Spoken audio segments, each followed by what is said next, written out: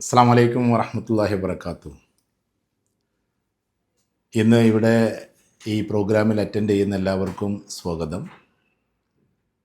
വളരെ കാലത്തെ ഒരു ചർച്ചയ്ക്ക് ശേഷമാണ് ഇങ്ങനെ ചില പ്രോഗ്രാമുകൾ നടത്താമെന്ന് നമുക്ക് ബോധ്യം വന്നത്. എന്നും ക്ലാസ്സുകളും പ്രോഗ്രാമുകളും എല്ലാമായി ഇങ്ങനെ നടക്കുന്നതിനിടക്ക് നമ്മുടെ പ്രിയപ്പെട്ട അജുബദ്, അതേപോലെ തന്നെ ആദിൽ പോലെയുള്ള നമ്മുടെ സ്റ്റുഡൻസും പഴയകാലത്തെ എൻ്റെ വിദ്യാർത്ഥികളായിരുന്നു. ഇപ്പോൾ അവർ ഒരുപാട് സോഷ്യൽ പരിപാടികൾ നടത്തിക്കൊണ്ടിരിക്കുകയാണ്. അതിൻ്റെ ഭാഗമായിട്ട് അവരെന്നെ ഈ പ്രോഗ്രാമിലേക്ക് ക്ഷണിക്കുകയും ഒരു മോഡേൺ പാരൻറ്റിങ്ങുമായി ബന്ധപ്പെട്ടിട്ടുള്ള ചില ചർച്ചകൾ ആകാമെന്നുള്ള ഒരു രീതി വരികയും ചെയ്തപ്പോഴാണ് നമ്മളിങ്ങനെ ഒരു പ്രോഗ്രാമിനെ പറ്റി ചിന്തിച്ചത്. എന്നെ സംബന്ധിച്ചിടത്തോളം ഞാൻ സോഷ്യൽ മീഡിയയിൽ സ്വന്തമായിട്ട് അങ്ങനെ ബൂസ്റ്റ് ചെയ്യാൻ ശ്രമിക്കാറില്ല, അല്ലെങ്കിൽ ഇത്തരം പ്രോഗ്രാമുകൾ കണ്ടക്ട് ചെയ്യാൻ ആഗ്രഹിക്കാറില്ല. എന്നും പ്രോഗ്രാമുകളും ചർച്ചകളും പദ്ധതികളും ഒക്കെ ആയിട്ട് മുന്നോട്ട് പോകുമ്പോൾ ആരൊക്കെയോ എടുത്തിടുന്നു, ആരൊക്കെയോ കാര്യങ്ങൾ ചെയ്യുന്നു, ആരൊക്കെയാണ് എൻ്റെ വീഡിയോ ഇടുന്നത് എന്ന് പോലും എനിക്കറിയാറില്ല. അങ്ങനെയുള്ളൊരു സാഹചര്യമാണ് പൊതുവെ ഉണ്ടാകാറുള്ളത്. ഏതായിരുന്നാലും ഇപ്പോൾ അജ്വദ് ആദിൽ ടീം അഥവാ സൈക്കോം ടീം ഇത് ഏറ്റെടുത്തതോടുകൂടി നമ്മൾ ചില കാര്യങ്ങളൊക്കെ നിങ്ങളുടെ മുമ്പിൽ വെക്കാമെന്ന് നമ്മൾ ആലോചിച്ചതിൻ്റെ പേരിലാണ് ഇങ്ങനൊരു പ്രോഗ്രാം നമ്മൾ ഇന്നിവിടെ തുടക്കം കുറിക്കുന്നത്. വളരെ കുറഞ്ഞ സമയമായതുകൊണ്ട് നേരെ ടോപ്പിക്കിലേക്ക് വരാം.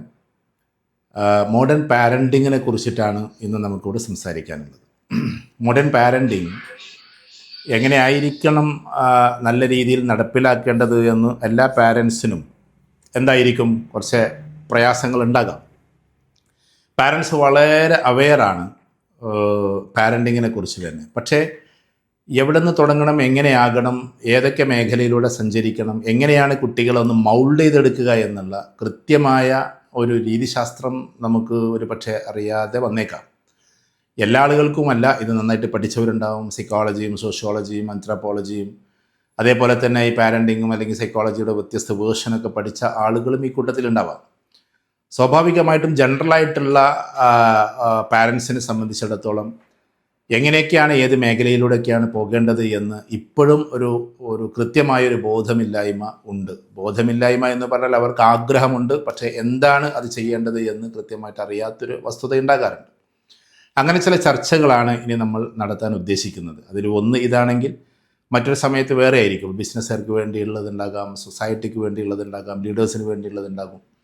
അതേപോലെ തന്നെ മറ്റുള്ള കുറേ സ്കിൽസുമായി ബന്ധപ്പെട്ടതുണ്ടാകും. അതേപോലെ തന്നെ സ്പിരിച്വൽ ഗൈഡൻസുമായി ബന്ധപ്പെട്ട കാര്യങ്ങളുണ്ടാകും. ഇപ്പോൾ നമ്മൾ തുടക്കം കുറിക്കുന്നത് നമ്മുടെ മക്കളെ എങ്ങനെയാണ് നമ്മൾ വളർത്തേണ്ടത്, പ്രത്യേകിച്ച് ആധുനിക കാലഘട്ടത്തിൽ എങ്ങനെയാണ് നമ്മൾ വളർത്തേണ്ടത് എന്നതുമായി ബന്ധപ്പെട്ടിട്ടാണ്. ധാരാളം ക്ലാസ്സുകൾ ഇതുമായി ബന്ധപ്പെട്ടിട്ട് ഞാൻ എടുത്തിട്ടുണ്ട് എന്ന് നിങ്ങൾക്കറിയാം, പലർക്കും അറിയാം. പഴയ കാലഘട്ടത്തിൽ നിന്നും കുറച്ചും കൂടി വ്യത്യസ്തമായിട്ട് ഇങ്ങനെ പോകാനുള്ളൊരു കാരണം ഇപ്പോൾ കുട്ടികൾ തന്നെ ടോട്ടലി ചേഞ്ചായിരിക്കുകയാണ്, അല്ലെങ്കിൽ ചേഞ്ച് ആയിക്കൊണ്ടിരിക്കുകയാണ്. നമുക്കൊക്കെ പലർക്കും അറിയാവുന്നത് പോലെ തന്നെ നമ്മുടെ കുട്ടികൾ ഇപ്പോൾ അൽഫ കഴിഞ്ഞ് ബീറ്റയിലേക്ക് പ്രവേശിച്ചിരിക്കുകയാണ്. നമ്മളിപ്പോൾ അൽഫ ജനറേഷൻ എന്നൊക്കെ, അതിന് മുമ്പ് ജനറേഷൻ സെഡ് എന്നൊക്കെ പറയുന്ന സാധനങ്ങൾ, അത് കഴിഞ്ഞിട്ട് ഇപ്പോൾ അൽഫയിലേക്ക് കടന്നു. അൽഫ എന്ന് പറഞ്ഞാൽ 2010 മുതൽ 2014 വരെയുള്ള കാലഘട്ടത്തെയാണ് ശരിക്കും ഈ അൽഫ ജനറേഷൻ എന്ന് വിളിച്ചു പോരുന്നത്. അപ്പോൾ നമ്മെ സംബന്ധിച്ചിടത്തോളം ഈ അൽഫ ജനറേഷൻ എന്ന് പറയുന്നത് ഇപ്പോൾ മാറി 2025 ആയതോട് കൂടിയിട്ട് അത് ബീറ്റയിലേക്ക് കടന്നു. അൽഫ, ബീറ്റ, ഗാമ നമ്മൾ പണ്ടേ കേൾക്കാറുള്ളതാണ്. ബഹിരാകാശത്തേക്ക് സത്യം പറഞ്ഞാൽ റോക്കറ്റ് വിക്ഷേപണ സമയത്തൊക്കെ അൽഫ, ബീറ്റ, ഗാമ ഒക്കെ പറഞ്ഞിട്ടാണ് വിടാറുള്ളത്. അതല്ല ഇവിടെ സൂചിപ്പിക്കുന്നത്. അൽഫ ജനറേഷൻ എന്താണ്, ബീറ്റ ജനറേഷൻ എന്താണ്, ഗാമ ജനറേഷൻ എന്താണ്, അത് ഒരുപാട് ഇൻഡെപ്ത് ലെവലിലേക്ക് നമ്മൾ പോകുന്നില്ല. അത് നിങ്ങൾക്ക് റിസർച്ച് ചെയ്താൽ കിട്ടുന്നതാണ്. അൽഫ എന്ന് പറഞ്ഞിട്ടുണ്ടെങ്കിൽ ഞാൻ പറഞ്ഞല്ലോ 2010 മുതൽ 2024 വരെയുള്ള ഈ കാലഘട്ടത്തെയാണ് നമ്മൾ, ആ 14 വർഷം അല്ലെങ്കിൽ 15 വർഷത്തെയാണ് അൽഫ എന്ന് വിളിക്കുന്നത്. അൽഫയിലുള്ള കുട്ടികളുടെ നേച്ചറും കൾച്ചറും അവരുടെ രീതിശാസ്ത്രങ്ങളൊക്കെ വേറെ ആയിരിക്കും. അതോടൊപ്പം തന്നെ ബീറ്റ ഇപ്പോൾ ഈ 2025 കൂടി ബീറ്റയിലേക്ക് കടന്നു. ബീറ്റയുടേത് കുറച്ചും കൂടി അഡ്വാൻസ്ഡ് ആയിരിക്കും. കുറച്ചും കൂടി ഇമോഷൻ കുറയുകയും അതോടൊപ്പം അവർക്ക് വളരെ ടാലൻറ്റ്സ് അത് വർദ്ധിക്കുകയും ടെക്കിയായി മാറുകയും ഒരുതരം ടെക് ബുക്കിനെ പോലെ പെരുമാറുകയും ചെയ്യുന്ന ഒരവസ്ഥയിലേക്ക് ഇനിയുള്ള കുട്ടികൾ കുറച്ചും കൂടി ആകും. അത് കഴിഞ്ഞാൽ 2040 കൂടിയിട്ട് തുടങ്ങുന്നതാണ് ശരിക്കും ഈ ഗാമ ജനറേഷൻ. 2040 മുതൽ 2055 വരെയുള്ളൊരു കാലഘട്ടമാണ് സാധാരണയായിട്ട് പറയാറുള്ളത്. അപ്പോൾ നമ്മെ സംബന്ധിച്ചിടത്തോളം വറീഡ് ആകരുത്. ആദ്യമായിട്ട് എനിക്ക് പറയാനുള്ളത് അതാണ്. ഒരുപാട് പാരൻറ്റിങ് ക്ലാസ് കേൾക്കുമ്പോൾ, വ്യത്യസ്ത ആളുകളുടെ സംസാരങ്ങൾ കേൾക്കുമ്പോൾ, ചിലപ്പോൾ ഞങ്ങളെപ്പോലെയുള്ളവരുടെ അവതരണങ്ങൾ കേൾക്കുമ്പോൾ പടച്ചോനെ ഇനി എന്ത് ചെയ്യും, തമ്പുരാനെ ഇനി എന്ത് ചെയ്യും, അങ്ങനെയൊന്നും നമ്മൾ ചിന്തിക്കേണ്ട കാര്യമേ ഇല്ല. പാരൻറ്റിങ് വളരെ ഈസിയാണ്, വളരെ എളുപ്പമാണ്. അത് കൃത്യമായി മനസ്സിലാക്കി കഴിഞ്ഞാൽ അതേ റൂട്ടിലൂടെ തന്നെ നമ്മുടെ കുട്ടികളെ കൊണ്ടുപോകൽ സാധ്യമാകണമെന്നില്ല. കാരണം സൈക്കോളജിയുടെ വ്യത്യസ്തമായ വേർഷൻ പല രീതിയിലാണ് കടന്നു പോകുന്നത്. ഉള്ള ഓരോ സമയത്തും ചേഞ്ച് വരുമ്പോൾ നമ്മൾ വേവലാതിപ്പെടരുത് എന്നാണ് ആദ്യമായിട്ട് പറയാനുള്ളത്. ഒരുപാട് റിസർച്ച്, അപ്പം സൈക്കോളജി എന്ന് പറയുന്നത് കോമൺ ആയിട്ട് പലയിടത്തും പല രീതിയിലാണുള്ളത്. സൈക്കോളജിക്ക് കോമൺ ആയിട്ട് ഒരു വിഷയം ഉണ്ടെങ്കിൽ പോലും ഇപ്പോൾ യൂറോപ്യൻ സൈക്കോളജി, യൂറോപ്പിലുള്ള വാല്യൂസ്, എത്തിക്സ് എന്നൊക്കെ പറയുന്നത് ഒരു ജനറൽ ആയിരിക്കും. അതേപോലെ തന്നെ ചിലപ്പോൾ നമ്മുടെ ഇന്ത്യയുമായിട്ടുള്ള നമ്മുടെ ഒരു വാല്യൂസ് ഉണ്ടല്ലോ, ഇന്ത്യ മുന്നോട്ട് വെക്കുന്ന വാല്യൂസ് ഉണ്ട്, അത് കുറച്ചും കൂടി ട്രഡീഷണൽ ആയിരിക്കും. ഓരോ റിലീജിയസും പറയുന്ന ഓരോ വാല്യൂസും എത്തിക്സും അതൊക്കെ ചിലപ്പോൾ അങ്ങോട്ടും ഇങ്ങോട്ടൊക്കെ വ്യത്യാസങ്ങളുണ്ടാവും. പണ്ട് കാലത്തൊക്കെ പാരൻറ്റിങ് എന്ന് പറഞ്ഞാൽ ഇപ്പോൾ നമ്മളൊക്കെ തന്നെ ഇപ്പോൾ ഇവിടെ ഇരിക്കുന്ന ഓരോ ആളുകളും എത്ര ഏജ്ഡ് ആണ്, മീൻസ് എത്ര ഏജാണ് കാര്യങ്ങളൊന്നും നമുക്കറിയില്ല. എന്നിരുന്നാലും ഒരു പാരൻറ്റ് സെൻറ്റേർഡ് പാരൻറ്റിങ് ആയിരുന്നു നടപ്പിലാക്കിയിരുന്നത്. പാരൻറ്റ് സെൻറ്റേർഡ് എന്ന് പറഞ്ഞാൽ പാരൻ്റ് ആയിരുന്നു സെൻട്രൽ ഫോം. അതുകൊണ്ട് ആ പാരൻ്റ് എന്തു പറയുന്നു, ആ പാരൻ്റ് ചിലപ്പോൾ പാരൻ്റ് ഈഗോ സ്റ്റേറ്റ് മുന്നോട്ടെടുക്കുമ്പോൾ ആ പാരൻ്റായിട്ട് ഇങ്ങനെ കൽപ്പിക്കുകയും അങ്ങനെ തന്നെ ചെയ്യുക, ഇങ്ങനെ തന്നെ ചെയ്യുക, അങ്ങനെ ഒരു സ്റ്റീരിയോ ടൈപ്പ് എന്ന് പറയുമല്ലോ. സ്റ്റീരിയോ ടൈപ്പ് എന്ന് പറഞ്ഞാൽ സ്റ്റീരിയോ ഇങ്ങോട്ടേ പറയുള്ളൂ, നമുക്കൊന്നും അങ്ങോട്ട് പറയാനുള്ള ഒരു സാഹചര്യം ഉണ്ടാവില്ല. അതുകൊണ്ടാണ് ഇപ്പോൾ നമ്മൾ ഈ ക്ലാസ് കഴിഞ്ഞാൽ പോലും കുറച്ച് കഴിഞ്ഞാൽ ക്വസ്റ്റ്യൻ നിങ്ങൾ ചോദിക്കണമെന്ന് പറയുന്നത് അതുകൊണ്ടാണ്. അപ്പോൾ സ്റ്റീരിയോ ടൈപ്പ് ആയിട്ടുള്ള പാരൻ്റ് ഉണ്ടായിരുന്നു പണ്ട്, ഇപ്പോഴും അങ്ങനെ തുടരുന്നവരുണ്ട്, ഇല്ലെന്ന് ഞാൻ പറയുന്നില്ല. പക്ഷെ അതൊരിക്കലും നല്ലതല്ല. നമ്മൾ ശരിക്കും എപ്പോഴും ആരെ സെൻട്രൽ പോയിന്റിലേക്ക് കൊണ്ടുവരണം? സെൻട്രൽ പോയിന്റിലേക്ക് കൊണ്ടുവരണം നമ്മുടെ ചൈൽഡിനെയാണ്, നമ്മുടെ കുട്ടിയാണ് സത്യത്തിൽ സെൻട്രൽ പോയിന്റിലേക്ക് കൊണ്ടുവരേണ്ടത്. അവനായിരിക്കണം സെൻറ്റർ. അപ്പോൾ അവൻ്റെ വ്യത്യസ്ത ടാലൻസ് ഉണ്ടാകും, വ്യത്യസ്ത സ്കിൽസ്, ടാലൻസ് എന്ന് പറയുന്ന സാധനങ്ങൾ. ഇതേപോലെ തന്നെ കുട്ടിയുടെ വ്യത്യസ്തമായ നോളേജ് അക്വയറിങ് സിസ്റ്റം ഉണ്ടാകും. പല കുട്ടികളും പല രീതിയിലാണ് നോളേജിനെ അക്വയർ ചെയ്യുന്നത്, അതിനെ നേടിയെടുക്കുന്നത് അല്ലെങ്കിൽ അതിനെ കരസ്ഥമാക്കുന്നത്. അങ്ങനെയാണ്. ഇപ്പോൾ ഫോർ എക്സാമ്പിൾ, അപ്പോൾ വിഷ്വൽ ആയിട്ടുള്ള കുട്ടികൾ വിഷ്വൽ കോൺസെപ്റ്റിലൂടെ പോയാൽ മാത്രമാണ് അവർക്ക് പെട്ടെന്ന് മനസ്സിലാവും. വിഷ്വൽ എന്ന് പറഞ്ഞാൽ കളറാകാം, ചില കളറിൻ്റെ തീമാറ്റിക് സാധനങ്ങളാകാം, ചാർട്ടുകളാകാം, ഇങ്ങനെ വ്യത്യസ്ത രൂപം പഠനത്തിൻ്റെതുണ്ട്. അതെല്ലാം കൂടി അലൈൻഡ് ആക്കുന്ന സമയത്ത് അവർക്ക് പെട്ടെന്ന് മനസ്സിലാവും. അതേപോലെ തന്നെ ചില മൂവീസ് ആകാം, മീൻസ് അതേപോലെ തന്നെ ചില ക്ലിപ്പിങ്സ് ആകാം. ഇങ്ങനെ പലതും കൊണ്ട് നടക്കുന്ന സമയത്താണ് ആ കുട്ടികൾക്ക് പെട്ടെന്ന് ക്യാച്ച് ചെയ്യുന്നത്. ഇപ്പോൾ ഫോർ എക്സാമ്പിൾ, ഒരു കാര്യത്തെക്കുറിച്ച് നമ്മൾ സംസാരിക്കുമ്പോൾ അതിൻ്റെ ഒരു മൂവി കൂടി കൊടുക്കാൻ പറ്റുമെങ്കിൽ വിഷ്വലായ കുട്ടികൾക്ക് വളരെ പെട്ടെന്ന് ഇത് കയറും. എന്നാൽ കിനസ്തറ്റിക്കായ കുട്ടികൾക്ക് ടച്ച് ചെയ്യണം, സോഫ്റ്റ് ആണോ ഹാർഡാണോ, അവരുടെ ഫീലിങ്സ്, അവരുടെ എല്ലാ ടച്ചിങ്ങും ഇതെല്ലാം കൂടി കടന്നു വരുമ്പോഴാണ് അവർക്ക് മനസ്സിലാകുന്നത്. ഇതേപോലെ തന്നെ ചിലപ്പോൾ കുട്ടികൾ വേറെ രീതിയിലായിരിക്കും മനസ്സിലാക്കുക. അത് ഓഡിറ്ററി എന്ന് പറയും, അഥവാ കേട്ട് കണ്ട് മനസ്സിലാക്കി ഒരുപാട് വീണ്ടും വീണ്ടും ആവർത്തിച്ച് കേട്ട് അങ്ങനെ മനസ്സിലാക്കുന്ന കുട്ടികളുണ്ടാവും. ഇങ്ങനെ വാക്ക് എന്ന് പറയും, വിഷ്വൽ, ഓഡിറ്ററി, കിനസ്തറ്റിക്, പിന്നെ ഓൾഫാക്ടറി, ഗസ്റ്റേറ്ററി ഒക്കെ ഉണ്ട്. അത് നമുക്ക് പിന്നീട് ചർച്ച ചെയ്യാം. അപ്പോൾ ഞാൻ പറഞ്ഞു വരുന്നത്, ഇങ്ങനെ നമ്മുടെ കുട്ടികൾ ഏത് രീതിയിലാണ് ഈ നോളജ് സീക്കിംഗ് എന്ന് പറയുന്നത്, അല്ലെങ്കിൽ അവർക്ക് അതിൻ്റെ ലേണിംഗ് മെത്തഡോളജി എന്താണ് എന്ന് മനസ്സിലാക്കിയാൽ മാത്രമേ കൃത്യമായിട്ട് നമുക്ക് എന്തിനു മനസ്സിലാവുള്ളൂ, നമ്മുടെ കുട്ടികളെ മനസ്സിലാക്കാൻ പറ്റുള്ളൂ. അപ്പോൾ നമ്മളെ കുട്ടികൾ ഏത് സെൻട്രൽ പോയിന്റിൽ നിൽക്കണം. അപ്പോൾ നമ്മുടെ കുട്ടികൾ ചൈൽഡ് സെൻറ്റേർഡ് ആയിട്ട് മാറണം. പണ്ടൊക്കെ പാരൻറ്റ് സെൻറ്റേർഡ് ആയിരുന്നു, പാരൻറ്റ് പറയുന്നു നമ്മൾ കേൾക്കുന്നു. അതിൽ നിന്ന് മാറി ഇന്ന് കുട്ടികൾക്ക് നമ്മളെക്കാൾ ടാലൻസ് ഉണ്ട്, നമ്മളെക്കാൾ സ്കിൽസ് ഉണ്ട്, നമ്മളെക്കാൾ ലോജിക്കൽ സെൻസിബിലിറ്റി ഉണ്ട്. ലോജിക്കൽ സെൻസിബിലിറ്റി കൃത്യമായിട്ട് അവർക്കുണ്ട്. അതോടൊപ്പം അവർക്ക് ഇമോഷണലി, ചിലപ്പോൾ ഇമോഷണൽ സ്റ്റാറ്റസ് എന്ന് പറയുന്നത് നമ്മളെ അത്ര ഉണ്ടാകണമെന്നില്ല. ആളുകളോട് എങ്ങനെ പെരുമാറണം, അതേപോലെ തന്നെ ആളുകളോട് എങ്ങനെയാണ് നമ്മൾ റാപ്പോ ബിൽഡ് ചെയ്യേണ്ടത്, എങ്ങനെയാണ് അവരോടുള്ള ബന്ധങ്ങൾ നിലനിർത്തേണ്ടത്, എന്തൊക്കെയാണ് വേണമെന്ന് പറയേണ്ടത്, എന്തൊക്കെയാണ് വേണ്ടെന്ന് പറയേണ്ടത്, ഇങ്ങനെയുള്ള കുറേ കാര്യങ്ങൾ ചിലപ്പോൾ നമ്മുടെ കുട്ടികൾക്ക് അറിഞ്ഞുകൊള്ളണമെന്നില്ല. ചിലപ്പോൾ അറിയുന്നവരുണ്ടാവും കേട്ടോ, നല്ല പേഴ്സണാലിറ്റീസ് ഉള്ള കുട്ടികളുണ്ട്. അപ്പോൾ കുട്ടികളെ സംബന്ധിച്ചിടത്തോളം സ്റ്റുഡൻറ് സെൻറ്റേർഡ് ക്ലാസ് റൂമിൽ പയറ്റുന്നത് പോലെ തന്നെ ചൈൽഡ് സെൻറ്റേർഡ് എന്ന് പറയുന്നതായിരിക്കണം നമ്മൾ വീട്ടിൽ പയറ്റേണ്ടത്. അഥവാ പാരൻ്റ് സ്റ്റീരിയോ ആയിട്ട് കൽപ്പിക്കുന്നതിന് പകരം കുട്ടികളെ ഓരോരുത്തരെയും അനലൈസ് ചെയ്ത് അവരെ എങ്ങനെയൊക്കെയാണെന്ന് മനസ്സിലാക്കി അവരെ ഓരോരുത്തരെയും അവരുടെ ഒരു ഡിസൈനിനനുസരിച്ചിട്ട് ഡിവൈൻ ചെയ്യലായിരിക്കും ഏറ്റവും നല്ലത്. അങ്ങനെ വരുമ്പോൾ ഏറ്റവും പ്രധാനപ്പെട്ടത് ആ സെൻട്രൽ പോയിന്റ് അത് കുട്ടിയായിരിക്കുക എന്നതാണ്. അപ്പോൾ കുട്ടിയുടെ ഒരു ഭാഗത്ത് അവൻ്റെ നോളജ് അക്വിസിഷൻ എന്ന് പറയുന്നത് ഉണ്ടാകും, അതിൻ്റെ സ്റ്റൈൽ ഉണ്ടാകും, വേറൊരു ഭാഗത്ത് അവൻ്റെ സ്കിൽസ് ഡെവലപ്മെൻറ്റ് എന്ന് പറയുന്നത് ഉണ്ടാകും, അതിലെ ടാലൻസ് എല്ലാം പെടുന്നു. ഇതേപോലെ ചില ഭാഗത്ത് ചിലപ്പോൾ ഇമോഷണൽ റാപ്പോ അവനുണ്ടാക്കാൻ വേണ്ടിയിട്ട്, സോഷ്യൽ റാപ്പോ ഉണ്ടാക്കാൻ വേണ്ടിയിട്ടുണ്ടാവും. ചിലപ്പോൾ അവർ എമ്പതി, സിമ്പതി എന്നൊക്കെ പറയുന്ന സാധനങ്ങൾ എത്രത്തോളം വർക്കബിളാണ് എന്നുള്ളത് നോക്കണം. ഇങ്ങനെ കുട്ടികളെ സംബന്ധിച്ചിടത്തോളം അവൻ്റെ വ്യത്യസ്തമായ ഭാഗങ്ങൾ മനസ്സിലാക്കി ഓരോ കുട്ടികളെയും ഓരോ രീതിയിലാണ് ഡെവലപ്പ് ചെയ്യുന്നത്. ആ ഡെവലപ്മെൻറ്റ്സ് കുട്ടികളെ കുട്ടിക്കാലം മുതലേ നമ്മൾ മനസ്സിലാക്കിയിട്ട് ചെയ്യുമ്പോഴാണ് ഇന്നത്തെ കാലഘട്ടത്തിലെ ഒരു ഭാഗമായി തീരുന്നത്. അതിലേറ്റവും പ്രധാനപ്പെട്ടത്, പഴയ കാലത്ത് പേന കൊണ്ട് എഴുതി തുടങ്ങി നമ്മൾ, അല്ലെങ്കിൽ പെൻസിൽ കൊണ്ട് തുടങ്ങി, അത് കഴിഞ്ഞ് കടലാസ് പെൻസിൽ കൊണ്ട് തുടങ്ങി. ഇന്ന് കുട്ടി ആദ്യമേ അക്ഷരം കാണുന്നത് ടെക്നോളജിയിലാണ്. അവൻ ആദ്യാക്ഷരം പേന കൊണ്ട് പിടിക്കുന്നതിന് മുമ്പേ 1 വയസ്സോ അല്ലെങ്കിൽ 1.5 വയസ്സിൽ ഇരിക്കാൻ തുടങ്ങിയത് മുതലേ കാണുന്നതും കേൾക്കുന്നതും അവൻ അനുഭവിക്കുന്നതും ടച്ച് ചെയ്യുന്നതുമെല്ലാം മൊബൈൽ അല്ലെങ്കിൽ മറ്റുള്ള സ്ക്രീൻ ടൈമാണ്. അപ്പോൾ അതുകൊണ്ട് തന്നെ കുട്ടികളുടെ ഭാവം മാറി, അവരുടെ രീതിശാസ്ത്രം മാറി, ട്രഡീഷണൽ വേ അവർക്ക് ഇഷ്ടപ്പെടാതെയായി. അപ്പോൾ നമ്മളെ സംബന്ധിച്ചിടത്തോളം കുട്ടികൾ എന്തായിരിക്കണം? കൃത്യമായി ഒരു ഡിജിറ്റൽ സിസ്റ്റത്തെ അറിയുന്ന കുട്ടികളായിരിക്കണം. നമ്മൾ ഡിജിറ്റലി നമ്മൾ കാര്യങ്ങളൊക്കെ കൈകാര്യം ചെയ്യുന്ന സമയത്ത് ആ ഡിജിറ്റൽ ഫോർമേഷനിലേക്ക് നമ്മൾ വരുമ്പോൾ ഒന്ന് ഡിജിറ്റൽ അവെയർ പാരൻറ്റിങ് ആയിരിക്കണം നമ്മുടെ ഭാഗത്തു നിന്നുണ്ടാകേണ്ടത്. അതിലേറ്റവും പ്രധാനപ്പെട്ടത് സ്ക്രീൻ ടൈം മാനേജ്മെൻറ്റ് എന്ന് പറയുന്നതാണ്. അത് നമ്മൾ എത്ര പറഞ്ഞാലും ചിലപ്പോൾ കുട്ടികൾ അതിനെ ഹൈജാക്ക് ചെയ്യും. പക്ഷെ നമ്മൾ കുട്ടികളെ, പ്രത്യേകിച്ച് ചെറിയ മക്കളൊക്കെ, അത് ശീലിപ്പിക്കണം നമ്മൾ. അപ്പോൾ അവർ ഫിസിക്കൽ ഗെയിമിലേക്ക് എങ്ങനെ നമുക്ക് തിരിക്കാൻ പറ്റും അത് നോക്കണം. അങ്ങനെ കുറച്ച് കാര്യം നിങ്ങളൊന്ന് ചെയ്ത് നോക്കിയാൽ രസകരമായിട്ട് അവരതിലേക്ക് മാറുന്നത് കാണാൻ പറ്റും. ഈ ടെക്നോളജി ഒരുപാട് ഇങ്ങനെ വന്ന് പോകുന്നതിന് പകരം അവർക്ക് അവരുടേതായ പ്ലേ ഏരിയ എന്ന് പറഞ്ഞാൽ ഒരുപാട് ഏരിയ വേണമെന്ന് ഞാൻ പറയുന്നില്ല.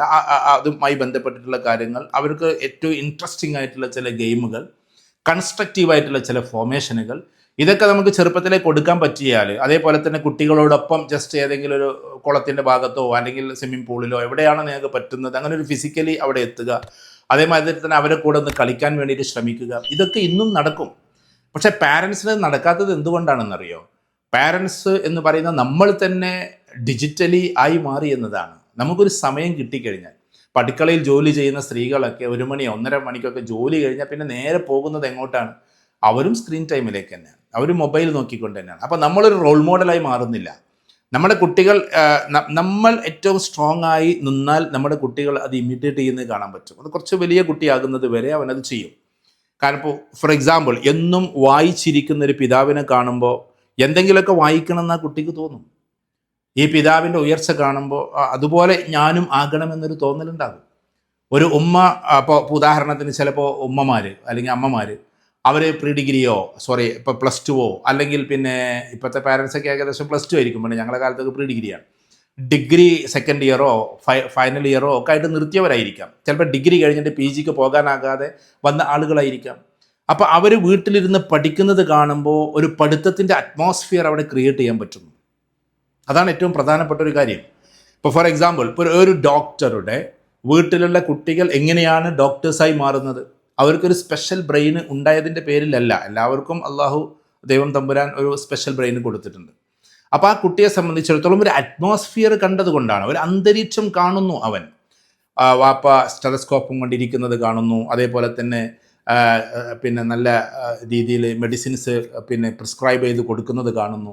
അത് കണ്ടിട്ട് അവർ ആദരവോട് കൂടിയിട്ട് പേഷ്യൻസ് വരുന്നത് പോകുന്നത് ഇതെല്ലാം കാണുന്നു. ഇങ്ങനെ വരുമ്പോൾ സംഭവിക്കുന്നത് എന്താണ്? ഒരു അന്തരീക്ഷത്തിൽ അവൻ വളരുന്നു എന്നതാണ്. അപ്പോൾ ആ അന്തരീക്ഷം, ആ അറ്റ്മോസ്ഫിയർ നമ്മുടെ വീട്ടിലുണ്ടാക്കണം. ഞാൻ പലപ്പോഴും പറയാറുണ്ട്, വീടിന് ഇംഗ്ലീഷിൽ പറയുന്ന പേര് അറ്റ്മോസ്ഫിയർ എന്നാണ്. ഹോം അറ്റ്മോസ്ഫിയറാണ്, ഹോമാണ്, അതാണ് അറ്റ്മോസ്ഫിയർ. ഹൗസ് എന്ന് പറഞ്ഞാൽ മെറ്റീരിയലാണ്, ഹോം എന്ന് പറഞ്ഞാൽ വേറെയാണ്. അപ്പോൾ ഞാൻ പറഞ്ഞു വരുന്നത്, ആ ഒരു അന്തരീക്ഷം ഉണ്ടാക്കുക എന്നത് ഏറ്റവും പ്രധാനപ്പെട്ട ഒരു കാര്യമാണ് ഇന്നത്തെ കാലത്ത് പ്രത്യേകിച്ചും. അപ്പോൾ അവൻ കണ്ടുകൊണ്ടിരിക്കുന്നത് ഉമ്മ എപ്പോഴും സ്ക്രീൻ ടൈമിലാണുള്ളത്, അല്ലെങ്കിൽ മൊബൈലിലാണുള്ളത്, അതിൻ്റെ അഡിക്ഷനിലാണുള്ളത് എന്നവന് മനസ്സിലായി കഴിഞ്ഞാൽ പിന്നെ അവൻ എന്ത് ചെയ്യും? അവനും അതേപോലെ അനുകരിക്കും. നേരെ മറിച്ചിട്ടൊരു വായിക്കുന്ന പഠിക്കുന്ന ഒരു പ്രത്യേക സിസ്റ്റം വീട്ടിൽ ക്രിയേറ്റ് ചെയ്ത പാരൻസിനെ സംബന്ധിച്ചിടത്തോളം ഉപദേശിക്കേണ്ട ആവശ്യം വരുന്നില്ല. ഉപദേശിക്കാതെ തന്നെ കുട്ടികൾ കാര്യങ്ങൾ ചെയ്യുന്നത് നമുക്ക് കാണാൻ പറ്റും. ഞാൻ പറഞ്ഞു വരുന്നത് അതെന്ന് വെച്ചാൽ, കുട്ടികളെ സംബന്ധിച്ചിടത്തോളം ആ അന്തരീക്ഷം ഉണ്ടല്ലോ, അത് നമ്മൾ കൃത്യമായി ഒരു റുട്ടീൻ നമ്മുടെ വീട്ടിൽ ഉണ്ടാക്കിയെടുക്കുക എന്നതാണ്. എന്താ റുട്ടീൻ? ഇപ്പം നമ്മൾ കണ്ടിട്ടുണ്ട്. അപ്പോൾ എന്നെ സംബന്ധിച്ചിടത്തോളം, ഞാൻ എന്നെക്കുറിച്ച് പറയല്ല, എന്നാലും ഉമ്മ ചെറുപ്പത്തിലെ സുബഹിക്ക് എഴുന്നേൽപ്പിക്കുന്നത് കൊണ്ട്, ചെറുപ്പത്തിലെ, അതായത് ബാങ്ക് കൊടുക്കുമ്പോഴേക്കും ഞങ്ങൾ എഴുന്നേൽക്കണം. അത് പിന്നീട് ബാങ്ക് കൊടുക്കുന്നതിന് മുമ്പ് എഴുന്നേൽക്കുന്ന സിസ്റ്റമായി. അത് ഉമ്മ കൊണ്ടുവന്നൊരു സിസ്റ്റമാണ്, അത് റുട്ടീൻ്റെ ഭാഗമാണ്. ഇന്നത്തെ കുട്ടികൾ ചിലപ്പോൾ നിസ്കാരം പോലും ഒരു 5:30 എഴുന്നേറ്റ് 6-ൻ്റെ ഉള്ളിൽ തീർത്തിട്ട് പിന്നെയും ഉറങ്ങുകയാണ്. എല്ലാ വീട്ടിലൊന്നും ഞാൻ പറയുന്നില്ല. നേരെ പറഞ്ഞ സ്കൂളൊക്കെ ഉണ്ടാകുന്ന സമയത്ത് അവർ പോകുന്നുണ്ടാവും. പക്ഷേ അവരൊരു റൂട്ടീനായി വന്നിട്ടുണ്ടോ എന്നതാണ്. കൃത്യമായിട്ടൊരു 5 മണിക്ക് എഴുന്നേൽക്കുക, അതേപോലെ തന്നെ വായിക്കണമെങ്കിൽ വായിക്കുക, നിസ്കാരം കഴിഞ്ഞിട്ട് അല്ലെങ്കിൽ പ്രാർത്ഥനകൾ കഴിഞ്ഞിട്ട് വായിക്കുന്ന ഒരു റീഡിങ് ഹാബിറ്റ് ഉണ്ടാക്കി കൊടുക്കുക. ആ റീഡിങ് ഹാബിറ്റിന് ശേഷം എക്സസൈസ് വേണമെങ്കിൽ അത് ചെയ്യിക്കുക. അങ്ങനെ പിന്നെ ആ പ്രഭാത ഭക്ഷണത്തിൻ്റെ ആദ്യ ഭാഗമായിട്ട് നട്ട്സോ ഫ്രൂട്ട്സോ ഒക്കെ കഴിപ്പിക്കണമെങ്കിൽ അത് കഴിപ്പിക്കുക. അതൊക്കെ അതൊരു പ്രധാനപ്പെട്ട റുട്ടീൻ്റെ ഭാഗമാണ് ഇതൊക്കെ. നമ്മൾ പിന്നെ ആയുസ് അങ്ങനെ എങ്ങനെയൊക്കെയാണ് പടച്ചോൻ നമുക്ക് തന്നിട്ടുള്ളതെന്ന് അറിഞ്ഞുകൂടാ. പക്ഷേ ഞാൻ കുറച്ച് വ്യക്തികളെ കുറിച്ചിട്ട് പറയാം. ഇപ്പോൾ ഫോർ എക്സാമ്പിൾ ഇപ്പോഴും ജീവിച്ചിരിക്കുന്ന VS അച്യുതാനന്ദൻ സാറ്, അദ്ദേഹത്തിന് ഇപ്പോൾ 100-ലേറെ വയസ്സായി. അതേമാതിരി തന്നെ അതിനു മുമ്പ് മരിച്ചു പോയിട്ടുള്ള അവരുടെ കൂടെ തന്നെ വർക്ക് ചെയ്തിട്ടുള്ള ഗൗരിയമ്മ, ശ്രീമതി ഗൗരിയമ്മ 103-ാമത്തെ വയസ്സിലാണ് മരിച്ചത്. ഇതേമാതിരി തന്നെ ഞാനിപ്പോൾ കോട്ടക്കൽ ഇരുന്നിട്ടാണ് സംസാരിക്കുന്നത്. കോട്ടക്കൽ PK വാര്യർ, അദ്ദേഹം 100 വയസ്സായിട്ടാണ് മരിച്ചത്. ഞാനിത് പറയുന്നത് അവർക്കൊക്കെ ഒരു സ്ഥിരം റുട്ടീൻ ഉണ്ടായിരുന്നു. എനിക്ക് നല്ല ഓർമ്മയാണ്. ഞാനതൊരു സ്പീച്ചിൽ പറഞ്ഞിട്ടുണ്ട്. ഒരു ഉദ്ഘാടന സമയത്ത് PK വാര്യർക്ക് ഒരു ഇളനീര് കൊണ്ടുപോയി കൊടുത്ത സമയത്ത് ഞാനിപ്പോൾ ഇളനീര് കഴിക്കുന്ന സമയമല്ല എന്ന് പറഞ്ഞത്. അപ്പോൾ നമ്മൾ മനസ്സിലാക്കേണ്ടത് എന്താണ്? ആ റുട്ടീൻ. ഇപ്പോൾ നമ്മൾ ഓരോ ആളുകൾ എടുത്താലും ഒരു റുട്ടീൻ ഉണ്ടാവും. അവർക്ക് എക്സസൈസിന് ഒരു റുട്ടീൻ ഉണ്ട്, വായനയ്ക്ക് ഒരു റുട്ടീൻ ഉണ്ട്, അവർ അതേപോലെ തന്നെ അവരുടെ ഹെൽത്ത് മെയിൻറ്റെയിനിങ്ങിന് ഒരു റുട്ടീൻ ഉണ്ട്. ഇങ്ങനൊരു റുട്ടീൻ ക്രിയേഷൻ അത് ഏറ്റവും പ്രധാനപ്പെട്ടതാണ് ഇന്നത്തെ കാലത്ത് പ്രത്യേകിച്ച്. കാരണം ഇന്ന് ടൈം മാനേജ്മെൻറ്റിൽ ആകെ നമുക്ക് നഷ്ടപ്പെട്ടത് റൂട്ടീനാണ്. ഏറ്റവും മൂത്ത മകന് കിടക്കുന്നുണ്ടാകും മുകളിൽ. അപ്പോൾ അവൻ എപ്പോഴാണ് എഴുന്നേൽക്കുന്നത്? 10 മണിക്ക്. സുബഹി നിസ്കരിച്ചല്ലോ അള്ളാഹു ആലം, അല്ലെങ്കിൽ ദൈവത്തിനറിയാമെന്ന് പറയുന്നത് പോലെ. അപ്പോൾ അവൻ്റെ കഥ എന്ത് നമുക്കറിയില്ല. അപ്പോൾ അവനെ മനസ്സിൽ കൊണ്ട് നടക്കുന്ന അനിയന്മാർ താഴെ, അല്ലെങ്കിൽ പെങ്ങന്മാർ താഴെ. അപ്പോൾ മുകളിൽ കിടക്കുന്ന മൂത്ത ബ്രദർ ചെയ്യുന്നത് എന്താണോ അതിനെ അറിയാണ്ട് ഇമിറ്റേറ്റ് ചെയ്യാൻ ഇവർക്കും ആഗ്രഹം ഉണ്ടാവും. ഇപ്പോൾ ഒരേ റൂമിൽ കിടന്നിറങ്ങുന്ന 3 മക്കൾ, ഒരാൾ സ്കൂളിലേക്ക് പോകുന്നു, ഒരാൾ പിന്നെ കിടന്നുറങ്ങുന്നു, ഒരാൾ ഇങ്ങനെയാകുന്നു. അപ്പോൾ റുട്ടീൻ കംപ്ലീറ്റ് തെറ്റും. അയാൾക്കെന്ന് വർക്കുണ്ടായാലും ഇല്ലെങ്കിലും എന്തൊക്കെയായാലും മോഡേൺ ഫാമിലി യുഗത്തിൽ എല്ലാവർക്കും ഒരു റൂട്ടീൻ ഉണ്ടാക്കി കൊടുക്കണം. അത് ഇമ്പോസ് ചെയ്തിട്ട് നമ്മൾ ചെയ്യരുത്. അത് നമ്മൾ ശരിക്കും ഇൻവോൾവ് ചെയ്ത് ചെയ്യേണ്ടതാണ്. നമ്മളും അതിൽ ഇൻവോൾവ് ചെയ്ത് ചെയ്യേണ്ടതാണ്, ഇൻസ്പയർ ചെയ്ത് ചെയ്യിപ്പിക്കേണ്ടതാണ്. അപ്പോൾ ഈ മോഡേണിറ്റിയിൽ കുട്ടികൾ ഇങ്ങനെ രാത്രി 2 മണി വരെ നമ്മൾ അറിയാതെ ഇരിക്കുന്നു. എന്നിട്ട് പിന്നെ ഉറക്കം അവരെ കീഴടക്കുന്നു. അപ്പോൾ പിന്നെ രാവിലെയും ഉറങ്ങേണ്ട ഒരു അവസ്ഥ വരുന്നു. നമ്മൾ വീട്ടിലൊരു റുട്ടീനില്ല. ആ റുട്ടീനാണ് ഇവിടെ എന്താകുന്നത്? കൃത്യമായിട്ട് നമുക്ക് നഷ്ടപ്പെട്ടു പോകുന്നത്. ആ റുട്ടീൻ എങ്ങനെയെങ്കിലും ഉണ്ടാക്കിയെടുക്കൽ ഇന്നത്തെ കാലഘട്ടത്തിൽ അനിവാര്യമാണ്, ഏറ്റവും പ്രധാനപ്പെട്ടതാണ്. അത് നമ്മൾ കൃത്യമായി തിരിച്ചറിയണം. അത് എങ്ങനെ ഉണ്ടാക്കണം? ഓരോ വീട്ടിൻ്റെ ഒരു അറ്റ്മോസ്ഫിയറാണ്. കാരണം പക്ഷേ നമ്മളിപ്പോൾ APJ അബ്ദുൽ കലാം പറയാറുണ്ടല്ലോ, ഏർലി മോർണിംഗ് 4 o'clock. അദ്ദേഹത്തിൻ്റെ ഒരു വലിയ സ്ലോഗനാണ്. പള്ളിയിൽ ബാങ്ക് കൊടുക്കാൻ വേണ്ടി പോയിരുന്ന തൻ്റെ പിതാവ് രാവിലെ 4 മണിക്ക് എഴുന്നേൽപ്പിക്കുന്ന കഥ പറഞ്ഞുകൊണ്ട് അദ്ദേഹം പറയുന്നുണ്ട്, അതിരാവിലെ 4 മണിക്ക് എഴുന്നേൽക്കുന്നവർക്ക് വലിയ മാറ്റങ്ങൾ കൊണ്ടുവരാൻ പറ്റും. കാരണം അതിരാവിലെ 4 മണിക്ക് എഴുന്നേൽക്കുക എന്നത് തന്നെ ഒരു മാറ്റമാണ്. നമ്മൾ 4 മണിക്ക് എഴുന്നേൽപ്പിക്കണം എന്ന് വാശിയൊന്നും പിടിക്കണ്ട. പക്ഷേ കുട്ടികൾ പ്രഭാത പ്രാർത്ഥനയിൽ നിന്ന് തുടങ്ങണമെന്ന ഒരു ഇൻറ്റേർണൽ വാശി ഉണ്ടാകണം. പക്ഷേ എക്സ്റ്റേണലി നമ്മൾ അവരെ ഇമ്പോസ് ചെയ്യാതെ ഇൻസ്പയർ ചെയ്തിട്ട് ആ കാര്യം ചെയ്യാൻ വേണം.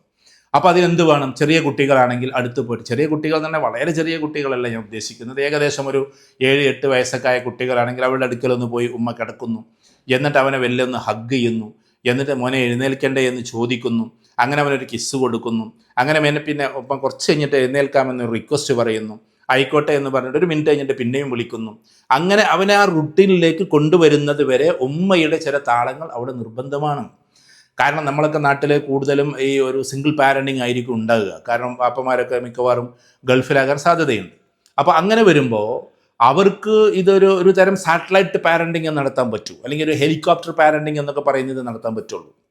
അതെന്തുകൊണ്ടാണ്? അവരവിടെയാണ്. അവർ വേറെ സ്ഥലത്ത് നിന്നിട്ട് ഇങ്ങനെ ഫോണിലൂടെ കൺട്രോൾ ചെയ്യാനേ പറ്റുള്ളൂ. അവർക്ക് ഒരുപാട് വിഷമങ്ങളുണ്ടാവും. ഇന്നിപ്പോൾ എന്നെ ഒരു പാരൻറ്റ് വിളിച്ചിട്ട് പറഞ്ഞു, 10ാം ക്ലാസ്സിലാണ് മോള് പഠിക്കുന്നത്, അവൾക്ക് എന്തോ ഒരു ചുറ്റിത്തിരിയുണ്ട്, എന്തോ ഒരു പ്രയാസമുണ്ട് എന്നൊക്കെ പറഞ്ഞു. അപ്പോൾ പിന്നെ ഞാൻ പറഞ്ഞു വിഷമിക്കേണ്ട, അതൊക്കെ മാറിക്കോളും അങ്ങനെയൊക്കെ പറഞ്ഞു. പക്ഷേ ആ പാവം അവസാനത്തിൽ കരയാണ്. കാരണം ഗൾഫിലാണ്, ഒരുപാട് പ്രയാസമുള്ള ജോലിയാണ്. 10ാം ക്ലാസ്സിലെത്തിയ മോൾക്ക് ചെറിയ രീതിയിലുള്ള ഡീവിയേഷൻ വരുമ്പോഴേക്കും ആ സാധു ഇന്ന് ഞാൻ പറയുന്ന 2 മണിക്കൂർ മുമ്പ് നടന്ന കഥയാണ്. അപ്പോൾ അദ്ദേഹം അവിടെ ഇരുന്നിട്ട് കരയാണ്, സാർ എങ്ങനെയെങ്കിലും നിങ്ങളൊരു സമയം കൊടുത്തിട്ടൊന്നാക്കുമെന്നൊക്കെ ചോദിച്ചിട്ട്. ഞാൻ പറഞ്ഞു വരുന്നത്, അപ്പോൾ നമ്മളെ സംബന്ധിച്ചിടത്തോളം കുട്ടികൾക്കൊരു റുട്ടീൻ ഉണ്ടാക്കി കൊടുക്കണം ഫസ്റ്റ്. അത് നഷ്ടപ്പെട്ട് കഴിഞ്ഞാൽ ഉണ്ടാകുന്ന പ്രശ്നം എന്താണെന്നറിയോ? ഒരുപാട് ദിവസം പ്രഭാത പ്രാർത്ഥനകൾ ഒഴിവാക്കിയ ഒരു കുട്ടി ഇനി അത് വേണോ എന്ന് ചിന്തിച്ചു തുടങ്ങും. അതൊരു സുഖമായിട്ട് അവൻ എടുക്കും. കാരണം രാവിലെ 5:30 എഴുന്നേൽക്കണ്ടല്ലോ, പ്രഭാത പ്രാർത്ഥന ഒഴിവാക്കിയാൽ. ഓരോരുത്തർക്കും ഓരോ രീതിയിൽ പ്രാർത്ഥിക്കാനുണ്ട്. അതുകൊണ്ട് നമ്മളെ സംബന്ധിച്ചിടത്തോളം പിന്നെ എന്താക്കണമെന്ന് ചോദിച്ചാൽ കൃത്യമായി ആ ഒരു റൂട്ടീൻ ഉണ്ടാക്കുക. ആ റൂട്ടീൻ്റെ ഭാഗമാണ് ഫുഡ് എന്ന് പറയുന്നതിനും ഒരു റൂട്ടീൻ ഉണ്ടാകണം. അപ്പോൾ ഫുഡിൽ ഇപ്പോൾ നമ്മളെ കുട്ടികളെ സംബന്ധിച്ചിടത്തോളം ഫ്രൂട്ട്സ് കഴിക്കുന്നുണ്ടോ, നട്ട്സ് കഴിക്കുന്നുണ്ടോ? ഒരുപാട് സാമ്പത്തികമൊന്നും ചിലവാക്കണമെന്ന് ഞാൻ പറയുന്നില്ല. അല്പസ്വല്പമൊക്കെ ചെറിയ ചെറിയ ഫ്രൂട്ട്സുകളെങ്കിലും അവരെ കൊണ്ട് കഴിപ്പിക്കണം. അതേപോലെ തന്നെ മീറ്റ്സും അതേപോലെ തന്നെ എഗ്ഗ് പോലെയുള്ള സാധനങ്ങളൊക്കെ, ഹെൽത്തിലേക്ക് ഞാൻ കിടക്കുന്നില്ല, ഡോക്ടേഴ്സിനോട് നിങ്ങൾ ചോദിച്ചാൽ മതി, നല്ലൊരു ന്യൂട്രീഷൻ ആളോട് ചോദിച്ചാൽ മതി. അപ്പോൾ ഞാൻ പറഞ്ഞു വരുന്നത്, ഇങ്ങനെ ഒരു ഒരു ഒരു ഒരു ഡിജിറ്റൽ അവയർനെസ് അവർക്കുണ്ടാവുക എന്നത് ഏറ്റവും പ്രധാനപ്പെട്ട ഒരു കാര്യമാണ്. സ്ക്രീൻ ടൈം പോലെ തന്നെ അവർക്ക് കൊടുക്കേണ്ട ഒന്ന് ഓൺലൈൻ്റെ സേഫ്റ്റിയാണ്. കുട്ടികൾക്ക് പലർക്കും ഓൺലൈൻ്റെ സേഫ്റ്റി അറിഞ്ഞുകൂടാ. ചില സൈറ്റിലേക്ക് കയറിക്കഴിഞ്ഞാൽ, ചില ഭാഗത്തേക്ക് കയറിക്കഴിഞ്ഞാൽ അതിലേക്ക് കോഡ് വരുമെന്നും ആ കോഡിലേക്ക് പോയി കഴിഞ്ഞാൽ ചിലപ്പോൾ പലതും ഹാക്ക് ചെയ്യുമെന്നും അതൊക്കെ അവർ സ്റ്റോർ ചെയ്യുമെന്നും പിന്നീട് നമുക്കൊരു വലിയ പ്രശ്നമായിട്ടത് മാറി വരുമെന്നൊന്നും നമ്മുടെ കുട്ടികൾക്ക് അറിഞ്ഞുകൂടാ. ആധുനിക കാലഘട്ടത്തിൽ എത്ര കുട്ടികളുടെ വാപ്പമാരുടെ ഉമ്മമാരുടെ പിന്നെ അക്കൗണ്ടാണെന്നറിയും. ഈ അടുത്തിടെ ഞാനൊരു കേസ് അറിഞ്ഞത്, അക്കൗണ്ട് ഫ്രീസ് ചെയ്തു, പൈസ എടുക്കാൻ പറ്റുന്നില്ല. അപ്പോൾ എന്താ സംഭവിച്ചത്? ഈ കുട്ടി ഏതോ ഒരാൾ പറഞ്ഞതിലേക്ക് ഒരു ഫണ്ട് അയച്ചു കൊടുത്തു. അവർക്ക് ക്രിമിനൽ പശ്ചാത്തലം ഉണ്ടായതുകൊണ്ട് നമ്മുടെ അക്കൗണ്ട് കൂടി എന്താക്കി മാറ്റി, അവരിതാക്കി. ഇതൊന്നും പണ്ടത്തെ കാലത്ത് ഉണ്ടായിരുന്നില്ല. ഈ ടെക്നോളജി വന്നതോടുകൂടിയാണ്. മോഡേൺ പാരൻറ്റിങ് എന്ന് പറയുമ്പോൾ, ആധുനിക പാരൻറ്റിങ് എന്ന് പറയുന്നതിൽ ഒരുപാട് കാര്യം നമ്മൾ ശ്രദ്ധിക്കണം. അതിലിപ്പോൾ നമ്മളിപ്പോൾ ഉദാഹരണത്തിന് നമ്മുടെ കുട്ടികളുടെ കയ്യിലായിരിക്കും ചിലപ്പോൾ നമ്മൾ എന്താക്കുന്നത്, ATM കാർഡ് കൊടുത്തു വിടുന്നത്. അല്ലെങ്കിൽ കുട്ടികൾക്ക് എങ്ങനെയാണ്, ഏതാണ് ഉമ്മയുടെ പിന്നെ PTM-ൻ്റെ കോഡെന്നറിയാം. ആ കോഡ് വെച്ചുകൊണ്ടും പല ആളുകളും പല സ്കാമുകളും നടത്തുന്നു. അപ്പോൾ നമ്മുടെ കുട്ടികൾക്ക് അതിനെപ്പറ്റി അറിയാം. അപ്പോൾ ഓൺലൈൻ അവയർനെസ് എന്ന് പറയുന്നൊരു സാധനം ഉണ്ടാകണം. ഓൺലൈൻ പേഴ്സണാലിറ്റി, ക്യാരക്ടർ എന്ന് പറയുന്നൊരു സാധനമുണ്ട്. അത് ഓൺലൈൻ ഉപയോഗിച്ച് ഈ ടെക്നോളജി ഉപയോഗിച്ച് കുട്ടികളുടെ ക്യാരക്ടർ മാറിക്കൊണ്ടിരിക്കുകയാണ്. അപ്പോൾ ഈ ക്യാരക്ടറിനെ എങ്ങനെയാണ് നമ്മുടെ റിയൽ ക്യാരക്ടറിലേക്ക് കൊണ്ടുവരേണ്ടത്? ക്യാരക്ടർ നഷ്ടപ്പെട്ട എല്ലാം പോയി എന്നാണല്ലോ. അങ്ങനെയാണ്. Wealth is lost, nothing is lost. സമ്പത്ത് നഷ്ടപ്പെട്ട ഒന്നും നമുക്ക് നഷ്ടപ്പെടാനില്ല, അതൊക്കെ തിരിച്ചു വരും. Health is lost, something is lost.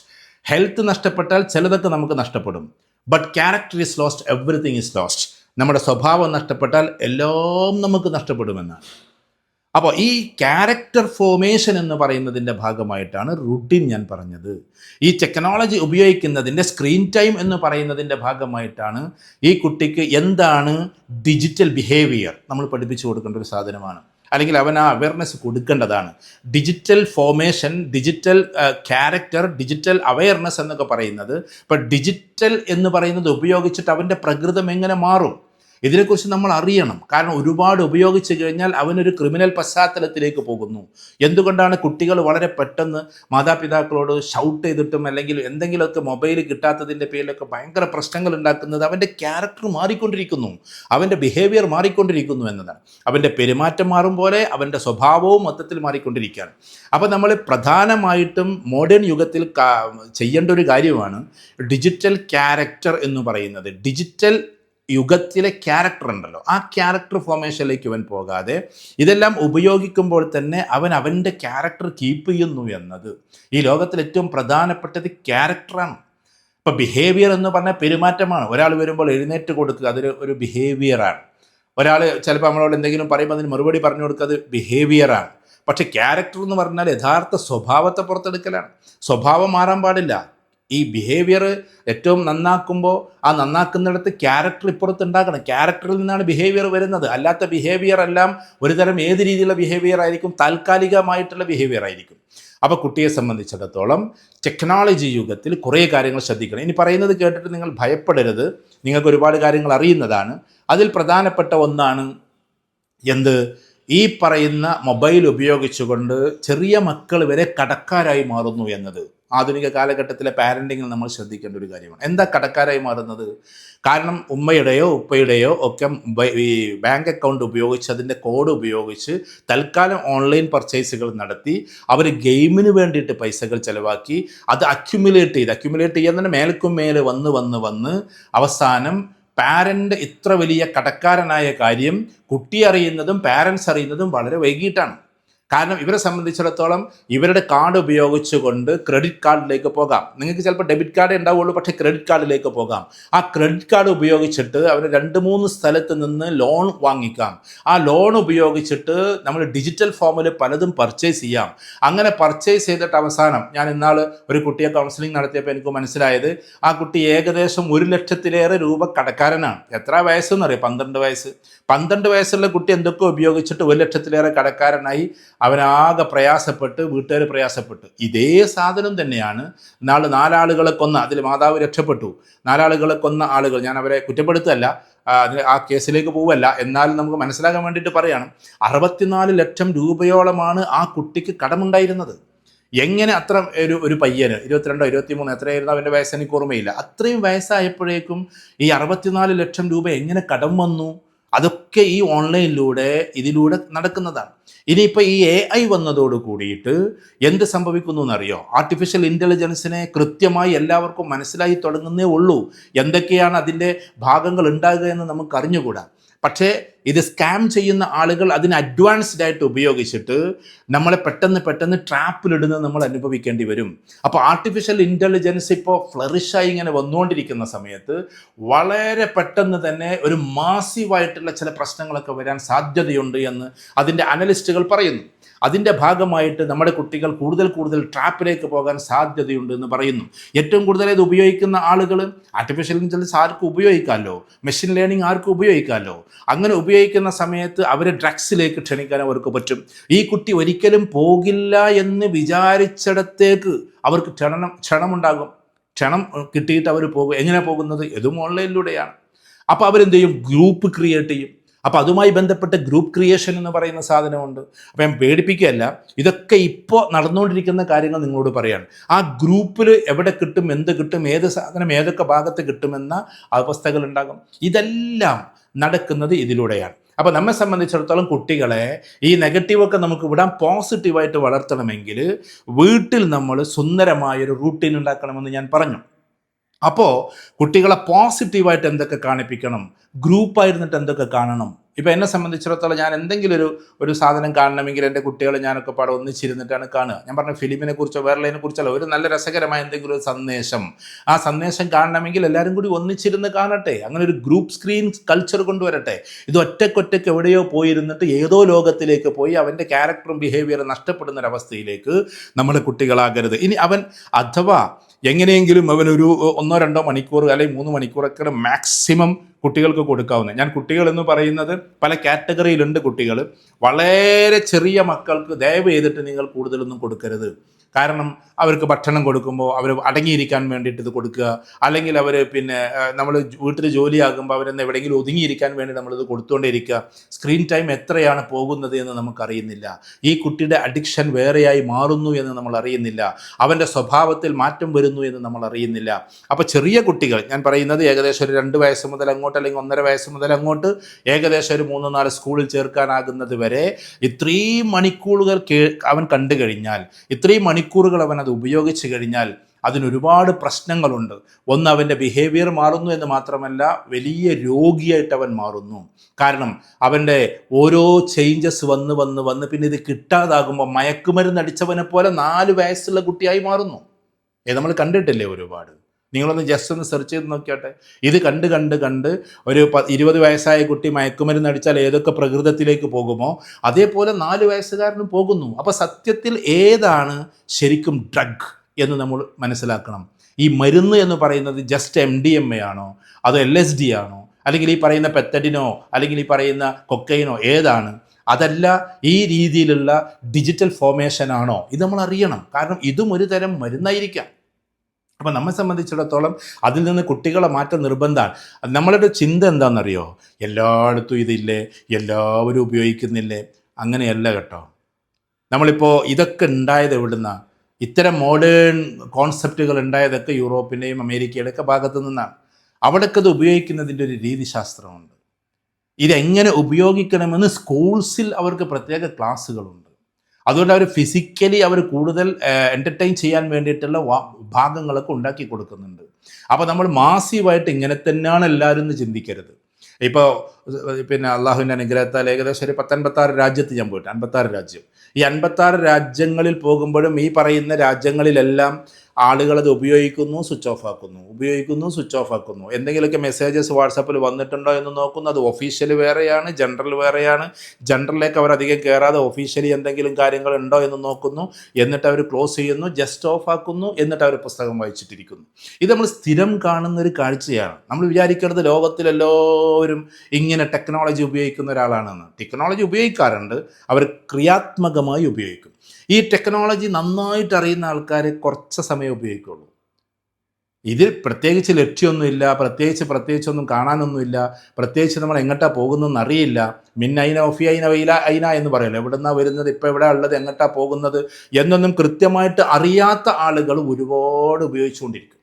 അപ്പോൾ നമ്മളെ സംബന്ധിച്ചിടത്തോളം ഈ കുട്ടികളെ ഡിജിറ്റൽ അവയർനെസ് ഉണ്ടായിരിക്കണം. അതേപോലെ തന്നെ ഡിജിറ്റൽ ബിഹേവിയർ എന്താണെന്ന് പഠിപ്പിച്ചു കൊടുക്കണം. ഡിജിറ്റൽ ബിഹേവിയർ എന്ന് പറയുന്നത് വേറൊരു സാധനം. ഇപ്പോൾ ക്യാരക്ടറിനെ കുറിച്ച് പറഞ്ഞതുപോലെ തന്നെ നമ്മൾ ഒരു കമൻ്റ് ഇടേണ്ടത് എങ്ങനെയാണ്. നിങ്ങൾ കണ്ടോ, ഇപ്പോൾ കേരളത്തിൽ ഏറ്റവും കൂടുതൽ ഹേറ്റേഴ്സ് ഉള്ള ആളുകളായിട്ട് മാറി. വെറുക്കുന്ന ആളുകൾ, ഒരു രാഷ്ട്രീയക്കാരുടെ എന്തെങ്കിലും ഒരു വിഷയം വന്നാൽ അതിൻ്റെ താഴെ കയറിയിട്ട് എന്തൊക്കെയോ പറഞ്ഞുകൊണ്ടിരിക്കുകയാണ്. ആരെങ്കിലും എന്തെങ്കിലും ഒരു സാധനം ഇറക്കി കഴിഞ്ഞാൽ അതിൻ്റെ പിന്നാലെ ഇങ്ങനെ വന്ന് എന്തൊക്കെയോ തെറി കമൻറ്റുകളാണ്.